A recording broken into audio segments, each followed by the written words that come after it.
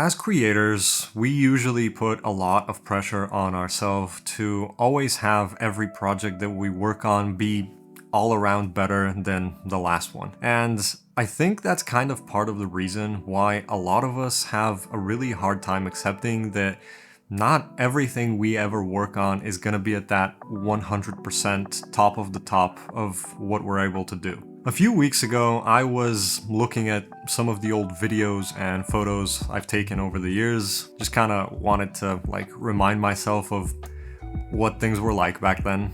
And I was actually kind of surprised to see that some of them held up way better than I expected they would. A lot of them were really bad, and I don't mean bad keep going, you're gonna get there eventually. I mean bad what was the point? What were you trying to do? I can't even imagine what the thought process was behind that. But even though they were really terrible, after I thought about it some more, I kind of came to the conclusion that those bad pieces of work are probably the most important ones in terms of getting me to where I am today as a creator. They did at least help to remind me that sometimes even average or straight up bad work has a really important place in helping you grow as someone who wants to make a living off of creative work. And I feel like as creators, we usually have a really hard time accepting that idea. So maybe you've been working on a bunch of projects recently, learning a lot of new things and applying them along the way, and you've been noticing that your work has been getting better and better. And then all of a sudden you take on that one project that feels like it's just a little bit outside of your comfort zone, and at the end of it you realize that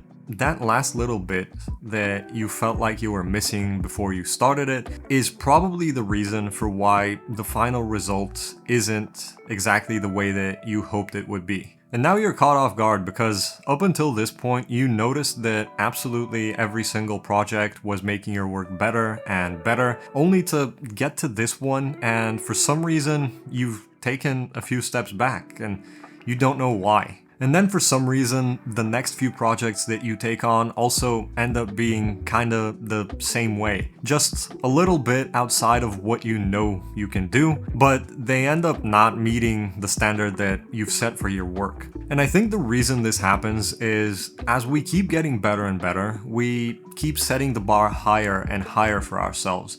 And when you get to a project where the bar isn't set even higher and instead maybe it even drops down a little bit, it can be really discouraging. At that point, you can kind of start getting inside of your own head and wondering whether or not it's even worth it to work on any projects if they're not gonna push the bar any higher. You might even find yourself getting halfway through projects and thinking, what's the point in even finishing this when it's not coming together the way I want it to? So in a way, it kind of almost seems like all of that time and effort you've spent on improving your skills and the quality of your work just takes you to a point where you end up hitting a creative wall. This might be a little bit controversial and some people are gonna disagree with me, but I don't really care. I don't think that every single project you work on has to be your best one yet. I think that that way of thinking is actually the problem in the first place because it puts you under so much pressure for no good reason. Thinking of absolutely every single project as either your best one yet or not good enough is a great way to never get anything done. I think a much better way to look at it is it's either your best project yet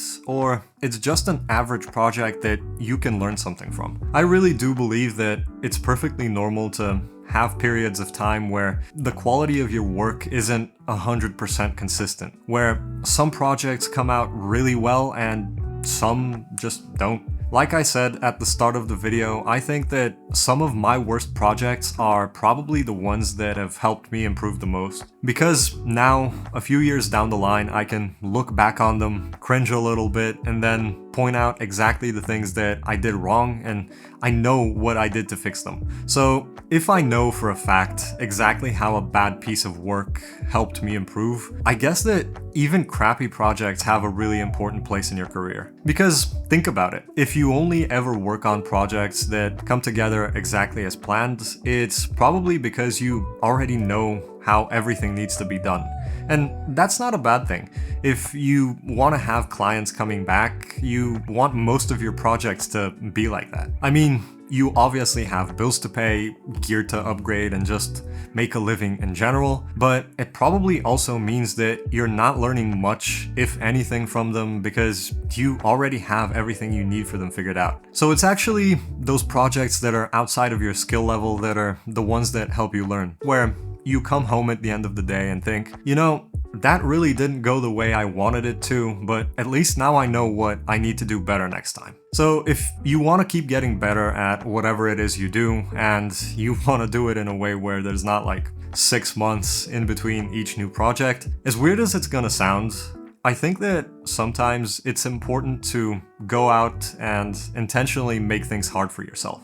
Go out there and work on an idea that's far enough outside of anything else you've done before that you're clearly setting yourself up for things to be tough. Obviously, we're not talking about like ruining a paid client project because that's not something that you want to do, but just something that you know for a fact is going to be a real challenge. Best case, you end up surprising yourself and making something much better than you thought you could, and worst case, you mess up a bunch of stuff, and at least now you know what you need to get better at, which is how you usually end up improving. I think as creators, our taste and our perception of what good creative work looks like is always going to be much higher than our skill level. So you really need to kind of train yourself to not be afraid of failing and creating bad work. That way you can allow yourself to take on those challenges that push you and help you grow without being held back by the fear that whatever you're making isn't gonna meet your standards.